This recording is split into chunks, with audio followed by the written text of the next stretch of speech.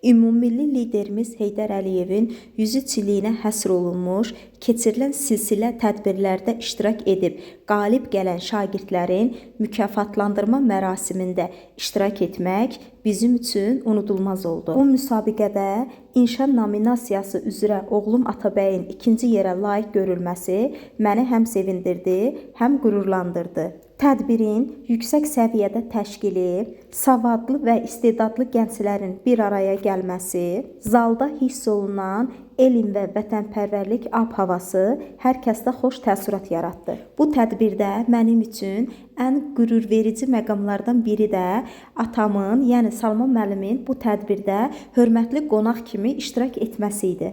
Həm atamın, həm də oğlumun adının eyni tədbirdə uğurla səslənməsi mənim üçün əvəz olunmayacaq hisslər idi. Bir tərəfdə müəllim zəhmətinin dəyər görməsi, digər tərəfdə isə oğlumun nailiyyət əldə etməsi. Bu mənim üçün həm müəllim, həm övlad, həm də valideyn qüruru idi.